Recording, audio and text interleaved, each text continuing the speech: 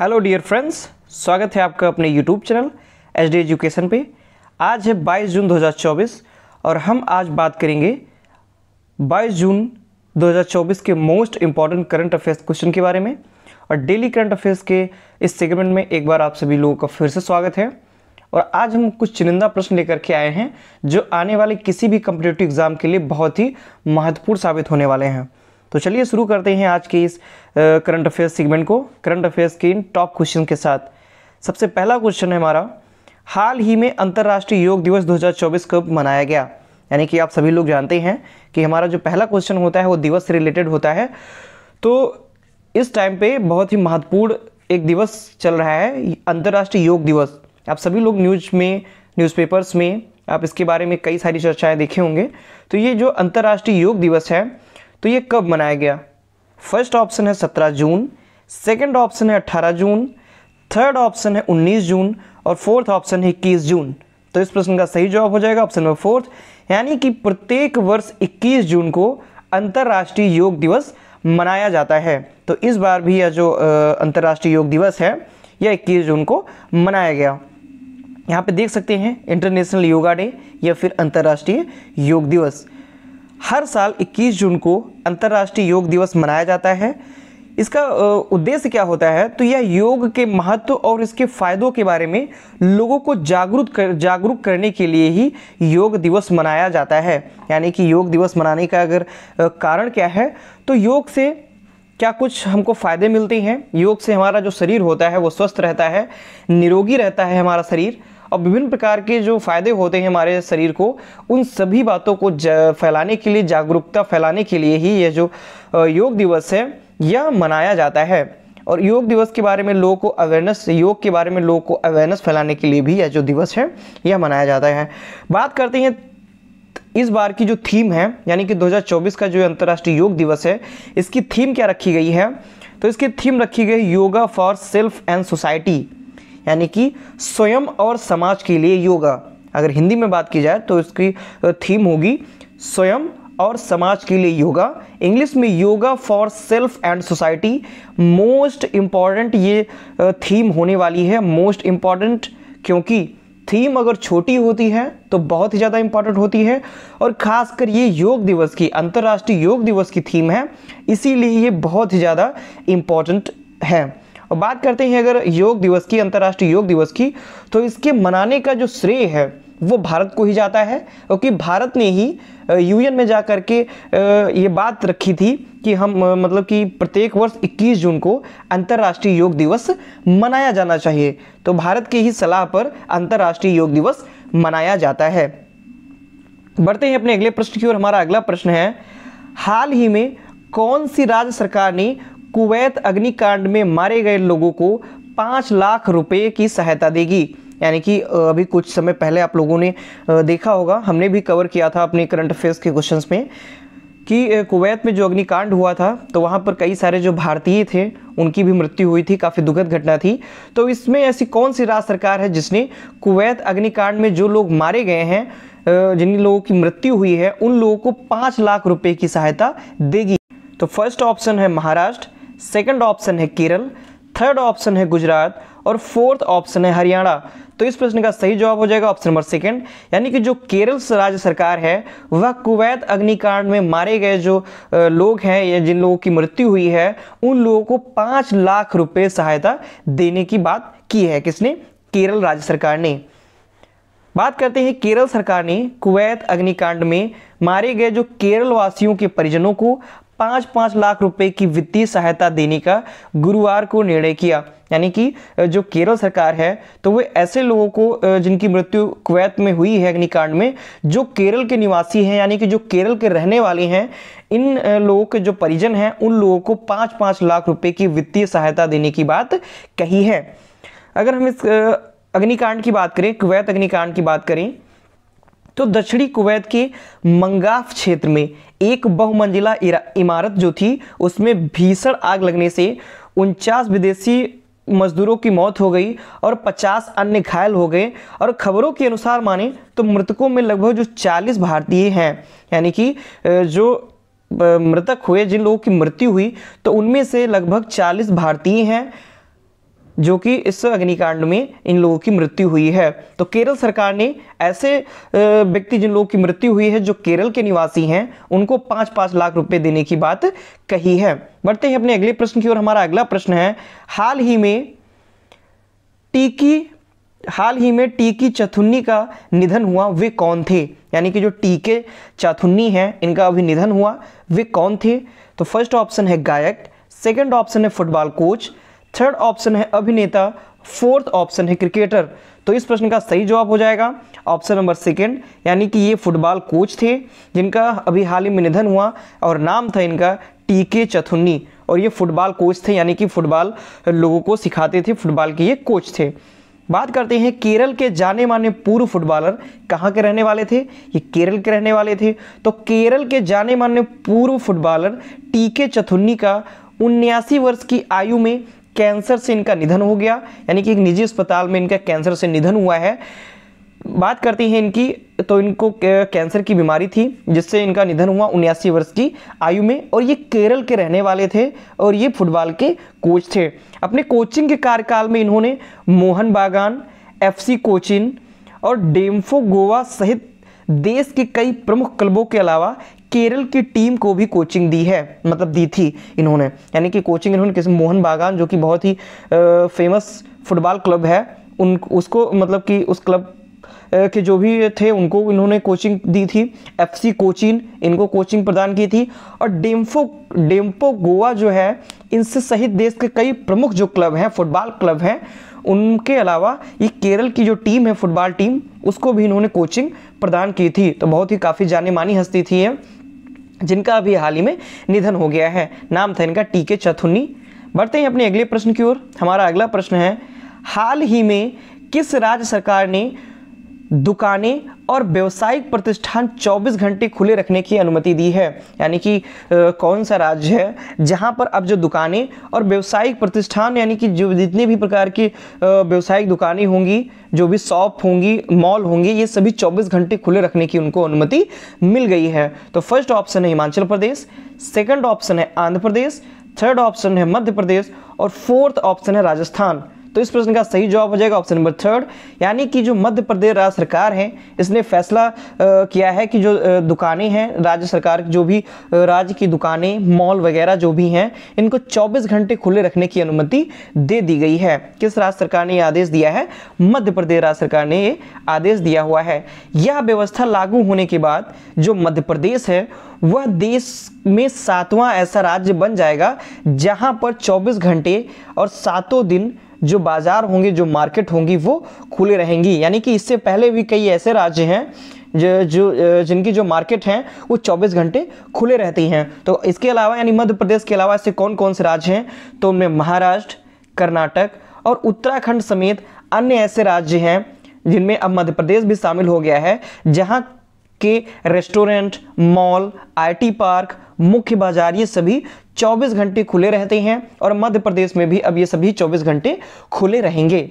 बढ़ते हैं अपने अगले प्रश्न की ओर। हमारा अगला प्रश्न है, हाल ही में क्लाउड क्षेत्र की दिग्गज कंपनी ओरेकल क्लाउड किस देश में 2 लाख छात्रों को प्रशिक्षण में मदद करेगी? यानी कि क्लाउड क्षेत्र की जो कंपनी है ओरेकल क्लाउड, ये किस देश में 2 लाख से अधिक छात्रों को ये प्रशिक्षण कराएगी, यानी कि उनको ट्रेनिंग देगी? तो फर्स्ट ऑप्शन है इटली, सेकंड ऑप्शन है सिंगापुर, थर्ड ऑप्शन है भारत और फोर्थ ऑप्शन है UAE।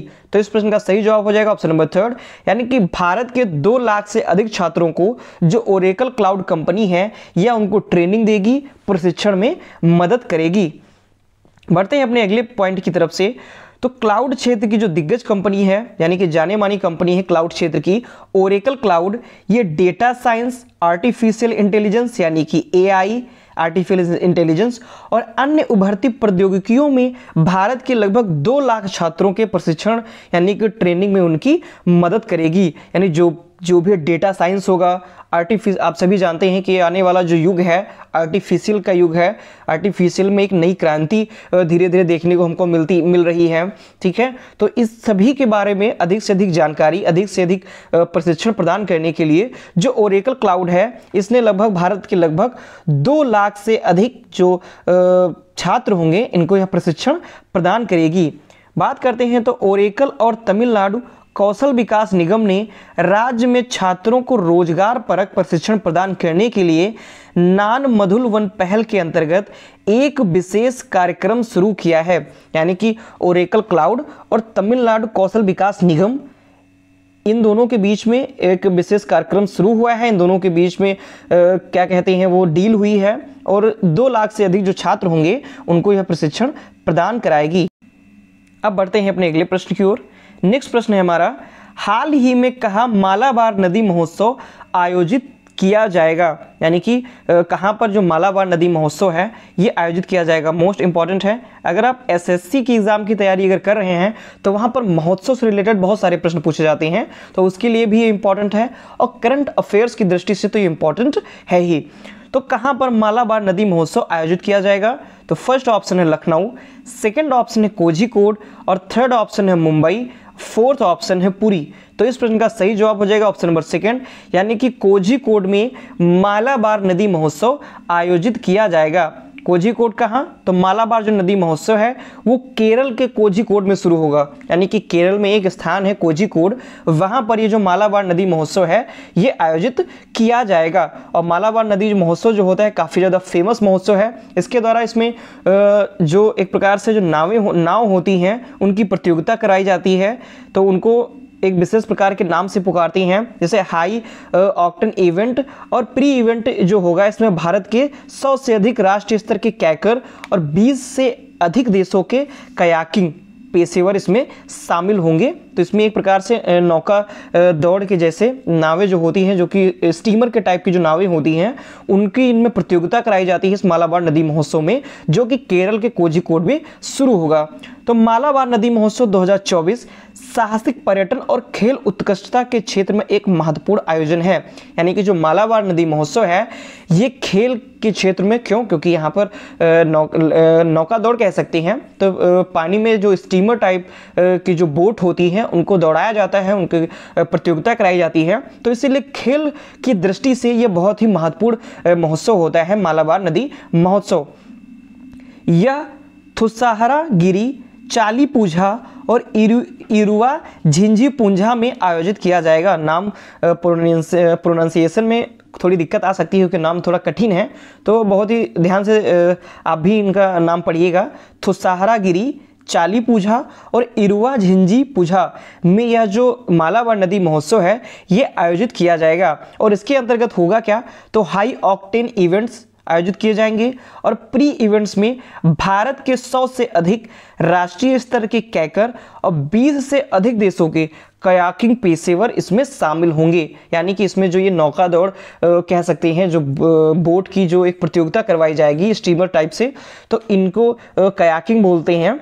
तो इनमें लगभग 100 से अधिक राष्ट्रीय स्तर के यानी कि भारत के कैंकर और 20 से अधिक देशों के जो कयाकिंग होंगे पेशेवर, यानी कि बहुत ही अच्छे उम्दा जो प्लेयर्स होते हैं उनको इसमें इनवाइट किया जाएगा, वो इस प्रतियोगिता में हिस्सा लेंगे। बढ़ते हैं अपने अगले प्रश्न की ओर। हमारा अगला प्रश्न है, हाल ही में इंदिरा गांधी राष्ट्रीय कला केंद्र ने किसके साथ भारतीय कला और संस्कृति को बढ़ावा देने के लिए समझौता किया है? यानी कि जो इंदिरा गांधी राष्ट्रीय कला केंद्र है उन्होंने किसके साथ मिल करके भारतीय कला और संस्कृति को बढ़ावा देने के लिए एक समझौता किया है? तो फर्स्ट ऑप्शन है प्रसार भारती, सेकंड ऑप्शन है संस्कृति मंत्रालय, थर्ड ऑप्शन है संसद टीवी और फोर्थ ऑप्शन है लोकसभा टीवी। तो इस प्रश्न का सही जवाब हो जाएगा ऑप्शन नंबर थर्ड, संसद टीवी। यानी कि इंदिरा गांधी राष्ट्रीय कला केंद्र और संसद टीवी ने मिल करके कला और संस्कृति को बढ़ावा देने के लिए समझौता किया हुआ है।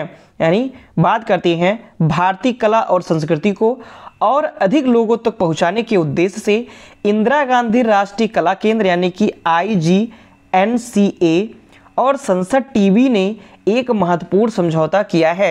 यानी कि जो हमारी भारतीय जो संस्कृति है, हमारी भारतीय जो कला है, बहुत ही मतलब कह सकते हैं बहुत ही अच्छी संस्कृति है, बहुत ही अच्छी कला है। आप किसी भी देश में जाएंगे तो जितनी अच्छी संस्कृति और जितनी अच्छी जो कला है हमारे देश में देखने को मिलेगी, इतनी अच्छी बाहर किसी भी देश में हमको देखने को नहीं मिलेगी। तो इस कला को, इस संस्कृति को कैसे बनाए रखा जाए, कैसे मेंटेन रखा जाए और अधिक से अधिक लोगों तक कैसे इसको पहुँचाया जाए, लोगों को जागरूक किया जाए ताकि वे लोग भी इससे आकर्षित हों। बाहर के जो दूसरे देश के लोग हैं वो लोग भी इस भारत की संस्कृति से और भारत की कला से प्रेरित हों, इससे अटैच्ड हों। तो इसके लिए इंदिरा गांधी राष्ट्रीय कला केंद्र और संसद टीवी ने एक महत्वपूर्ण समझौता किया हुआ है। अगर बात करते हैं तो इंदिरा गांधी राष्ट्रीय कला केंद्र की ओर से डॉक्टर सच्चिदानंद जोशी और संसद टीवी के मुख्य कार्यकारी अधिकारी यानी कि जो CEO हैं, मुख्य कार्यकारी अधिकारी रजत पुन्हानी ने इस समझौते पर हस्ताक्षर किए हैं। यानी कि जो इंदिरा गांधी राष्ट्रीय कला केंद्र है उसकी तरफ से डॉक्टर सच्चिदानंद जोशी और संसद टीवी के मुख्य कार्यकारी अधिकारी रजत पुन्हानी ने इस जो समझौते पर हस्ताक्षर किए हुए हैं। बढ़ते हैं अपने अगले प्रश्न की ओर। हमारा अगला प्रश्न है, हाल ही में योग पूर्व कार्यक्रम का आयोजन कहां पर किया गया? यानी कि जो योग दिवस होता है जो कि 21 जून को मनाया जाता है अंतर्राष्ट्रीय योग दिवस, तो उससे पहले एक योग पूर्व कार्यक्रम का आयोजन किया जाता है। तो वही योग पूर्व कार्यक्रम का आयोजन कहां पर किया गया? तो फर्स्ट ऑप्शन है ढाका, सेकंड ऑप्शन है न्यूयॉर्क, थर्ड ऑप्शन है मॉस्को और फोर्थ ऑप्शन है जकार्ता। तो इस प्रश्न का सही जवाब हो जाएगा ऑप्शन नंबर फर्स्ट, यानी कि ढाका में योग पूर्व कार्यक्रम का आयोजन किया गया। ढाका आप जानते हैं बांग्लादेश की राजधानी है, तो बांग्लादेश के ढाका में योग पूर्व का आयोजन किया गया। तो बांग्लादेश में ढाका के मीरपुर इंडोर स्टेडियम में भारतीय उच्चायोग कल अंतर्राष्ट्रीय योग दिवस के अवसर पर योग कार्यक्रम का आयोजन करेगा। यानी कि बांग्लादेश के जो ढाका में मीरपुर इंडोर स्टेडियम है, इसमें भारतीय उच्चायोग के द्वारा अंतर्राष्ट्रीय योग दिवस के अवसर पर योग कार्यक्रम का आयोजन किया जाएगा। बात करते हैं तो इस मुख्य कार्यक्रम में शैक्षणिक संस्थानों सहित बांग्लादेश योग एसोसिएशन यानी कि जो बांग्लादेश की योग एसोसिएशन है, क्वांटम फाउंडेशन, जायसन योग और बांग्लादेश योग संघ, ये सभी लोग भाग ले रहे हैं। यानी कि ये सभी लोग इस अंतर्राष्ट्रीय योग दिवस के अवसर पर उसमें हिस्सा लेंगे और उस कार्यक्रम में शामिल होंगे। कौन कौन? तो बांग्लादेश योग एसोसिएशन हो जाएगा, शैक्षणिक विभिन्न प्रकार के शैक्षणिक संस्थान हो जाएंगे, क्वांटम फाउंडेशन, जायसन योग और बांग्लादेश योग संघ, ये सभी इस कार्यक्रम में शामिल होंगे, इस योग संघ में हिस्सा ले रहे हैं। बढ़ते हैं अपने अगले प्रश्न की ओर। हमारा अगला प्रश्न है, हाल ही में किस देश में मांस खाने वाला बैक्टीरिया फैला है? बहुत ही इंपॉर्टेंट क्वेश्चन है और जिस देश में ये फैला हुआ है वहाँ पर काफ़ी ज़्यादा गंभीर समस्या बनी हुई है। ये जो मांस खाने वाला बैक्टीरिया है, इससे प्रभावित जो भी व्यक्ति होता है मात्र 48 घंटे के अंदर ही उसकी मृत्यु हो जाती है। इस पे हमने फुल डिटेल वीडियो बनाई हुई है। अगर आप लोगों ने वह वीडियो नहीं देखी है तो हमारे चैनल पर जा करके आप वो वीडियो जरूर देख सकते हैं। काफ़ी ज़्यादा आपको वहाँ से फ़ायदा मिलने वाला है। वो वीडियो देख के काफ़ी सारी जानकारी आपको मिलने वाली है। क्या कुछ बचाव आप कर सकते हैं इस बैक्टीरिया से और क्या कुछ लक्षण हो सकते हैं जिस भी व्यक्ति को ये जो बैक्टीरिया है अगर वो उसके ऊपर हो जाता है, इसकी बीमारी अगर हो जाती है तो उसमें क्या कुछ लक्षण दिखाई देने को मिलते हैं, इस सभी के बारे में डिटेल से चर्चा की गई है। तो वो वीडियो आप देखने को बिल्कुल मत भूलिएगा, मैं डिस्क्रिप्शन में उसका लिंक भी दे दूंगा। तो अब चलते हैं, बात करते हैं इस क्वेश्चन की ओर। तो किस देश में मांस खाने वाला बैक्टीरिया जो है वो फैला हुआ है? तो फर्स्ट ऑप्शन है इंडोनेशिया, सेकंड ऑप्शन है जापान, थर्ड ऑप्शन है ऑस्ट्रेलिया और फोर्थ ऑप्शन है इटली। तो इस प्रश्न का सही जवाब हो जाएगा ऑप्शन नंबर सेकंड, यानी कि जापान में जो मांस खाने वाला है ये बैक्टीरिया फैला हुआ है और काफ़ी ज़्यादा क्रिटिकल कंडीशन हो रही है वहाँ पर, क्योंकि मात्र 48 घंटे के अंदर ही अगर इस बैक्टीरिया से पीड़ित कोई भी व्यक्ति है तो उसकी मृत्यु हो जा रही है। और अगर बात करते हैं जापान में कोरोना के बाद अब तक एक नई खतरनाक बीमारी सामने आई है।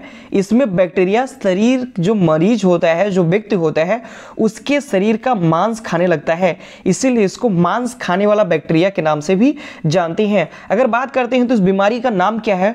तो इस बीमारी का नाम है स्ट्रेप्टोकोकल टॉक्सिक शॉक सिंड्रोम, यानी कि STSS, streptococcal toxic shock syndrome इस बीमारी का नाम है। और रिपोर्ट के मुताबिक, यानी कि अगर रिपोर्ट की बात की जाए तो इस बीमारी से 48 घंटे में मरीज की मौत भी हो जाती है। यानी कि जो भी इस बीमारी से ग्रसित व्यक्ति होता है तो मात्र 48 घंटे के अंदर ही यह जो व्यक्ति होता है उसकी मृत्यु हो जाती है, क्योंकि यह जो बैक्टीरिया होता है ये बॉडी के ऊपर पूरा कवर कर लेता है, पूरा आक्रमण कर देता है और जो शरीर का जो मांस होता है उसको धीरे धीरे खाने लगता है, जिससे लंग्स, लीवर, किडनी, ये सभी फेल हो जाते हैं। इन सभी पर भी बुरा प्रभाव पड़ता है और व्यक्ति की मृत्यु हो जाती है। एक अनुमान के मुताबिक 2 जून तक, यानी कि इस वर्ष 2 जून तक लगभग 1000 मामले, कितने, लगभग 1000 मामले जापान के अंदर इसके देखने को मिले हैं।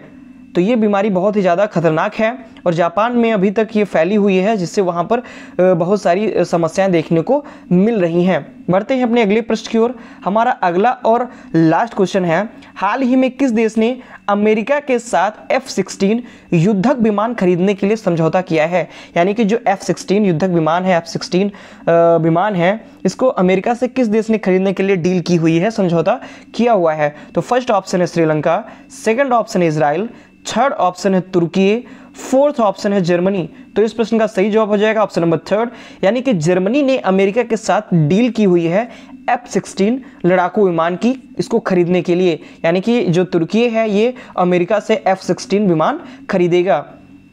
आगे हम बात करते हैं, तुर्की ने F-16 युद्धक विमान खरीदने के लिए अमेरिका के साथ समझौते पर हस्ताक्षर किए। सौदे के तहत तुर्की को 40 नए F-16 मिलेंगे। यानी कि कितने F-16 विमानों की डील की गई है? तो 40 F-16 विमानों की डील की गई है और उसके मौजूदा बेड़े में 79 जेटों को अपग्रेड किया जाएगा। और जो उसके जो तुर्की है उनके पास 79 जो जेट हैं उनको इसी के द्वारा, यानी F-16 की तरह ही उनको अपग्रेड कर दिया जाएगा, और बल्कि अपग्रेड तो किया ही जाएगा, और 40 नए जो F-16 हैं ये अमेरिका से खरीद भी रहा है।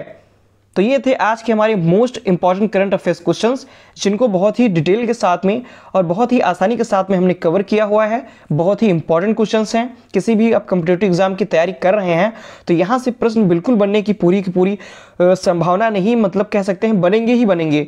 बहुत ही इंपॉर्टेंट क्वेश्चंस हैं।